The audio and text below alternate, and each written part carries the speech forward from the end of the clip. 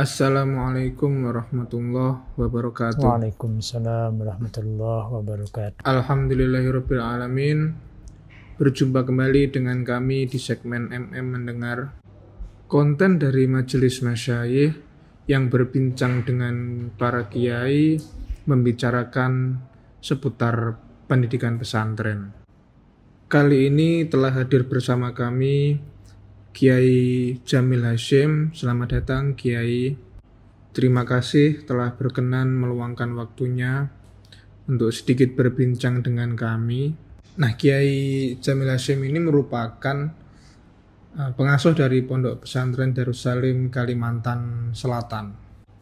Nah, pada kesempatan kali ini kita akan sedikit berbincang Kiai mungkin tentang perkembangan pendidikan pesantren dari pondok panjenengan atau dari seluruh Indonesia.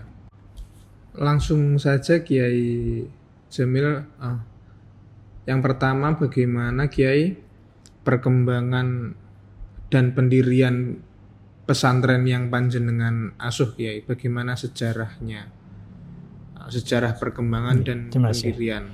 Assalamualaikum warahmatullahi wabarakatuh. Terima kasih kepada Majelis Masyayikh yang dalam hal ini minta kita untuk memberikan pendapat tentang pondok pesantren, terutama pondok pesantren Darussalim Bati-Bati. Jadi lengkapnya Pondok Pesantren Darussalim, Kecamatan Bati-Bati, Kabupaten Tanah Laut, Kalimantan Selatan. Itu nama lengkap dengan alamatnya. Pondok ini cikal bakalnya itu adalah Madrasah Ibtidaiyah yang berdiri pada 10 Januari 1967 oleh pendirinya Kiai Haji Ahmad Sanusi. Jadi kemudian pondok ini berkembang sekitar tahun 90-an. Asalnya Madrasah Ibtidaiyah itu berkembang sampai tahun 90-an, 92, 93. Itu berkembang beberapa satuan pendidikan. Di antaranya adalah ada pendidikan Raudatul Atfal, kemudian ada Madrasah Sanawiyah terbuka waktu itu. Kemudian juga ada beberapa satuan pendidikan lain.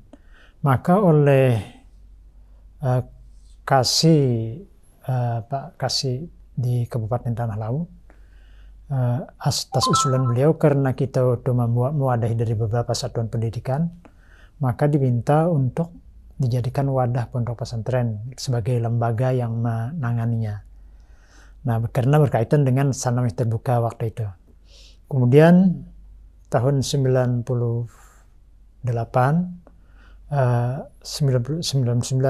resminya itu sudah berubah menjadi pondok pesantren. Kemudian 2014 ada sosialisasi di Malang tentang pendirian PDF.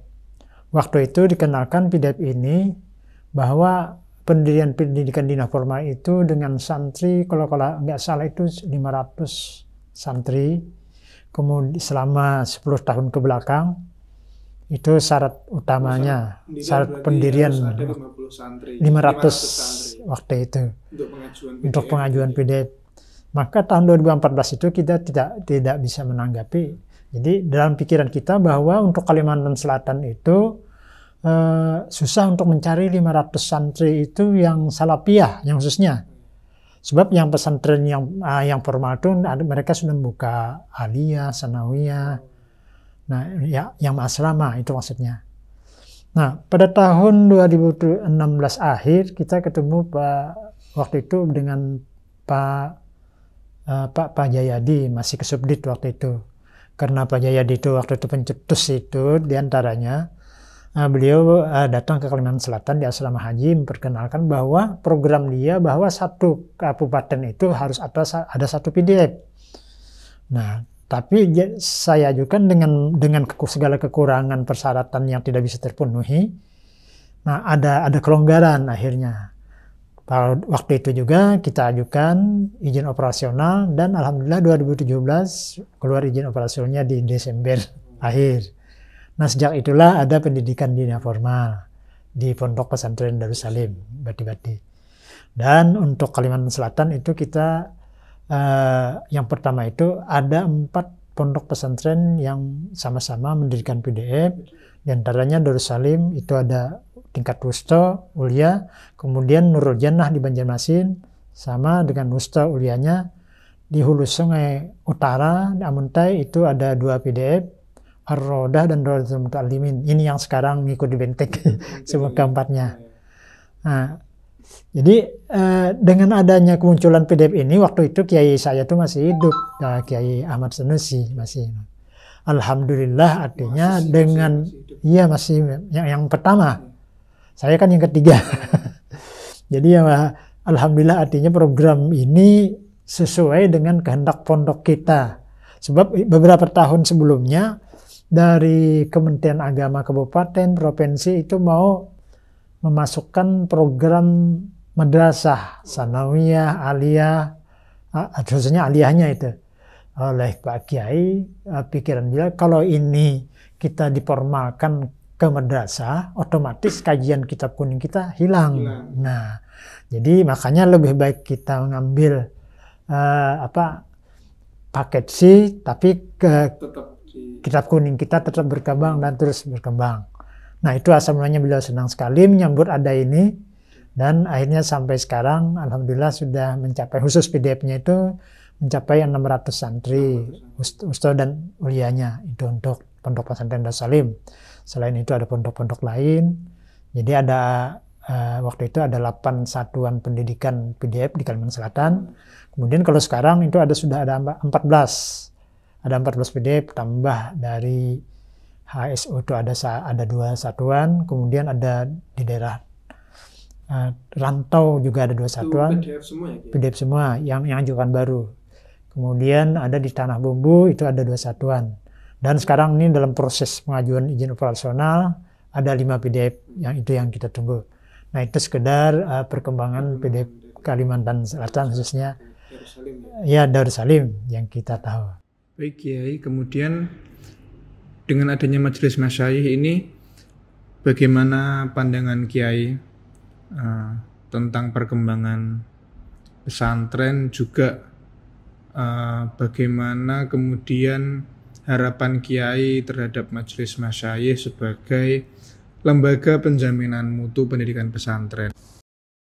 Alhamdulillah dengan adanya Majelis Masyayikh ini kan sesuai dengan amanah Undang-Undang nomor 18/2019 itu mengamanahkan kepada Majelis Masyayikh untuk menjamin mutu eksternal pondok pesantren.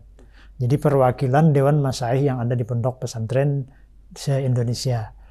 Jadi dengan adanya Majelis Masyayikh ini sangat membantu dan menyeragamkan visi misi pondok pesantren yang mempertahankan tradisinya dalam mempelajari keislaman dan dalam rangka mempersiapkan ulama ke depan. Majelis Masyayikh sangat berperan, apalagi dalam rangka misalnya ini asesmen untuk dalam rangka evaluasi. Jadi kita bisa mengevaluasi di mana kelebihan, di mana kekurangan kita.